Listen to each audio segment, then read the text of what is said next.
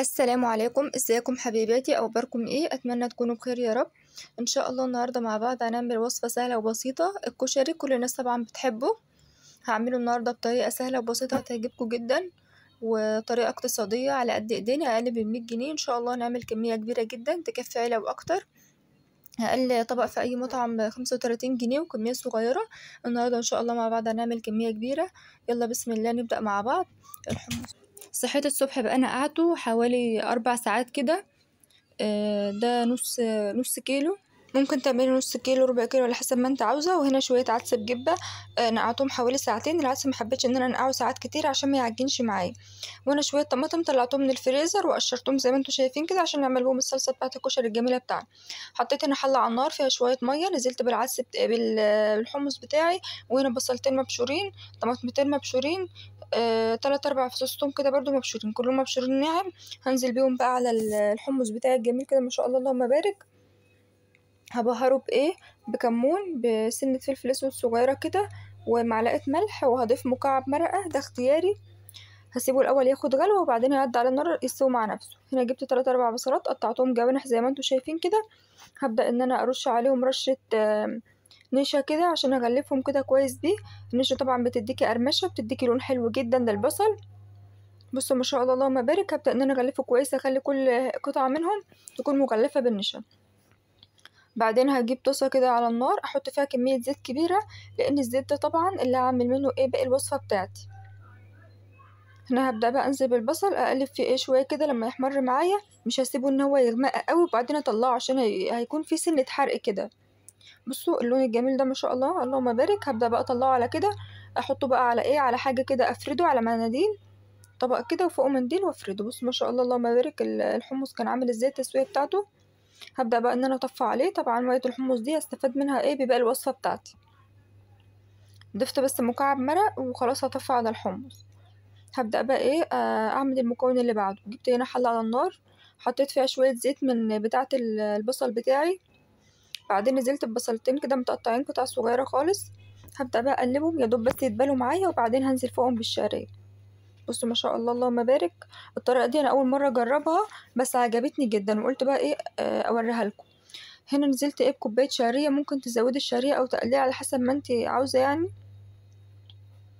هنا هبدأ بقى اقلب فيها لحد ما تحمر معايا، وبعدين هنزل بقى بالعدس بعد ما صفيته ونقعته ساعتين زي ما قلت لكم.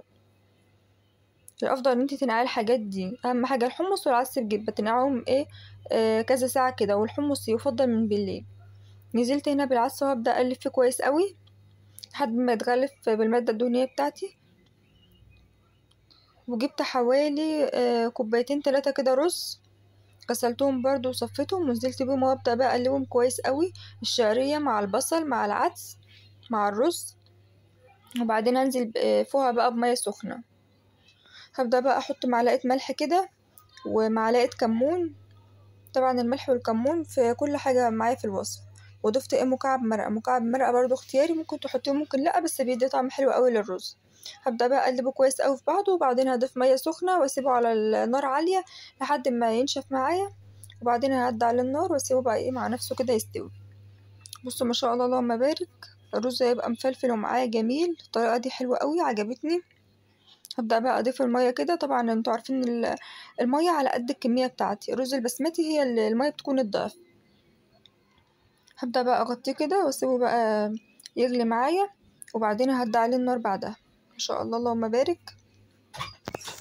خلاص كده هبدأ بقى في الخطوة اللي بعدها. جبت بقى المكرونة وهنسلقها. هنحط شوية مية على النار، اضيف معلقة ملح ليهم. اول لما المية تقلب معايا كده هنزل بالمكرونة. مكرونة طبعا مشكلة. انا بحب المكرونة كتير فعملت شوية مكرونة كتير. بحب المكرونة في الكشري كتير. هبدأ بقى اسيبها المكرونة طبعا متاخدش سوا، اقصى حاجة 3 دقايق. وهنا الرز بتاعي كانت المية نشفت خلاص. هبدأ بقى هدي على النار خالص واسيبه بقى عشان يستوي كويس. بصوا ما شاء الله اللهم بارك عامل ازاي. هبدأ بقى برضو المكرونة حاطة عيني عليها. هبدأ بقى اقلبها كويس قوي عشان ما تلزقش في الحلة بتاعتي. هنا شوية زيت من بتوع البصل بتاعي. نزلت بكمية توم كده كويسة حلوة، وبصلتين برضو متقطعين قطع صغيرة كده. هبدأ بقى اشوحهم يا دوب ايه يتبالوا معايا. هنزل بقى بالصلصة بتاعتي. بصوا هقلبه بقى كويس كده زي ما انتوا شايفين. طبعا ده كله ايه الزيت بتاع البصل بتاعي، ما جبت الزيت تاني، يا دوب اهو احمرت معايا شويه كده. نزلت ايه بكميه الصلصه بتاعتي. بصوا ما شاء الله اللهم بارك. احط برضو ملح، احط كمون، احط فلفل اسود. بس اضيف هنا بقى ايه بهارات كشري. بهارات كشري دي هتجيبها من عند العطار، بتديكي طعم وريحه زي بتاعت بره كمان واحسن. بصوا دي بهارات الكشري بيكون لونها احمر كده. بصوا ما شاء الله اللهم بارك. هبدأ بقى اقلبها واسيبها بقى تتسبك مع نفسها كده على النار. في ناس بتعمل الصلصه بتوم بس انا بحبها بايه بتوم وبصل. بعد كده الخطوه اللي بعدها بقى شلت شويه زيت برضو من بتاع البصل، حطيت هنا ايه معلقه شطه كده، وبعدين هاخد بقى من ميه الحمص دي عليها واقلبها كده كويس كده. عملت الشطه بتاعتي. هنا حطيت في طبق تاني برضو ايه معلقتين من من ميه الحمص، ونزلت برضو بكميه توم كويسه كده مهروسه. بصوا ما شاء الله. وهنا ايه 3 4 ليمونات كده معصورين، وحطيت عليهم ايه سنه ملح بسيطه كده. وكده كنت عملت ايه الدقه بتاعه الكشري. هنا بصوا الصلصه ما شاء الله اللهم بارك عامله ازاي. كان ريحتها تحفه قوي ببهارات الكشري اللي انا حطيتها عليها. كده كنت عملت الدقه اهو، وعملت الصلصه بتاعتي، وعملت كمان الايه الشطه. بصوا ما شاء الله الرز عامل ازاي مفلفل وجميل.